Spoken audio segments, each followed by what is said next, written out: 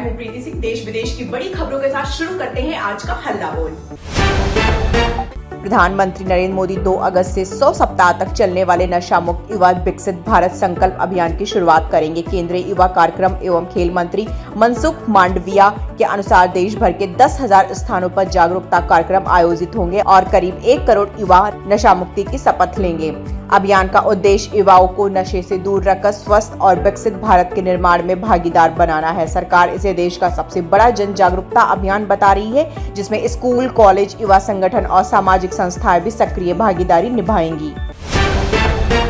लोकसभा से anti paper leak bill पारित होने के बाद राजनीति तेज हो गई है। कॉकरोच जनता पार्टी के संस्थापक अभिजीत दीपके ने प्रधानमंत्री नरेंद्र मोदी और केंद्र सरकार पर निशाना साधते हुए कहा कि सिर्फ कानून बना देने से पेपर लीक नहीं रुकेगा जब तक उसे लागू करने की नीयत मजबूत ना हो। उन्होंने बिल को दिखावटी बताते हुए छात्रों से एकजुट होने और लोकतांत्रिक तरीके से वोट के जरिए जवाब देने की अपील की। दीपके ने छात्र आंदोलनों पर पुलिस कार्रवाई को भी आलोचना की और सरकार से पारदर्शी परीक्षा व्यवस्था सुनिश्चित करने की मांग उठाई।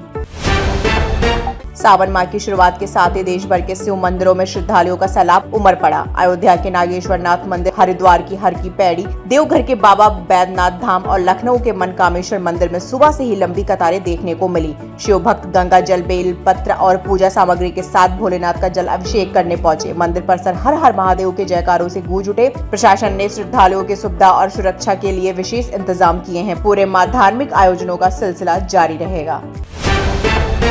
भारतीय नौसेना की ताकत बढ़ाने की दिशा में एक और बड़ी उपलब्धि हासिल हुई है। माहे श्रेणी की anti submarine warfare shallow water craft परियोजना के तहत तैयार 7वां स्वदेशी युद्धपोत मछलीपट्टनम लॉन्च कर दिया गया। कोचीन शिपयार्ड लिमिटेड में आयोजित समारोह में नौसेना और रक्षा मंत्रालय के वरिष्ठ अधिकारी मौजूद रहे। यह आधुनिक पोत दुश्मन की पनडुब्बियों का पता लगाने और उन्हें निष्क्रिय करने में महत्वपूर्ण भूमिका निभाएगा। स्वदेशी तकनीक से तैयार यह पोत भारतीय नौसेना की समुद्री सुरक्षा और आत्मनिर्भर रक्षा क्षमता को और मजबूत करेगा। प्रधानमंत्री नरेंद्र मोदी की एक फेसबुक पोस्ट अस्थायी रूप से हटने के विवाद के बाद सोशल मीडिया कंपनी मेटा ने बड़ा कदम उठाया है। कंपनी ने केंद्र सरकार को भरोसा दिलाया कि भविष्य में प्रधानमंत्री और अन्य प्रमुख हस्तियों की पोस्ट की कई स्तरों पर वरिष्ठ अधिकारियों द्वारा समीक्षा की जाएगी। मेटा का कहना है कि तकनीकी त्रुटियों के कारण किसी महत्वपूर्ण पोस्ट पर गलत कार्रवाई न हो, इसके लिए नई निगरानी व्यवस्था लागू की जा रही है। यह फैसला उस विवाद के बाद आया जिसमें पेपर लीक पर प्रधानमंत्री का वीडियो कुछ समय के लिए हट गया था। एक पूर्व बस ड्राइवर के घर छापेमारी के दौरान जांच एजेंसियों को भारी मात्रा में नकदी और सोना मिला है। शुरुआती जानकारी के मुताबिक 35 बोरियों में भरे नोट, सोने की छड़ें और बिस्किट बरामद किए गए।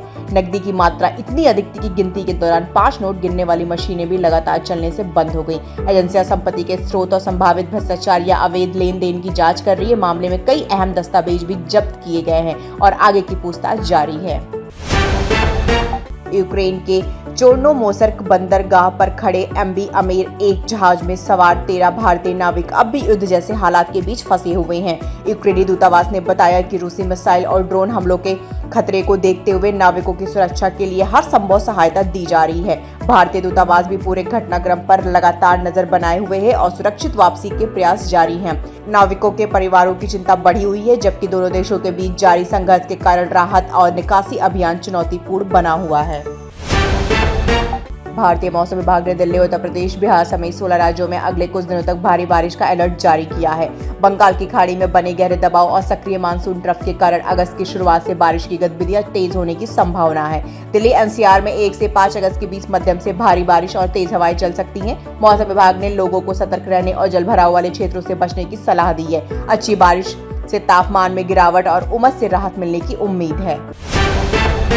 बिहार के युवा बल्लेबाज वैभव सूर्यवंशी को दिलीप ट्रॉफी 2026-27 के लिए ईस्ट जोन टीम का उप कप्तान बनाया गया है। टीम की कप्तानी ईशान किशन को सौंपी गई है। बिहार क्रिकेट एसोसिएशन ने इसे राज्य के लिए गर्व का क्षण बताते हुए वैभव को शुभकामनाएं दी हैं। वहीं बिहार के आयुष लोहारू का स्टैंड बाय खिलाड़ी के रूप में शामिल किया गया है। चयन समिति की बैठक के बाद टीम की घोषणा की गई।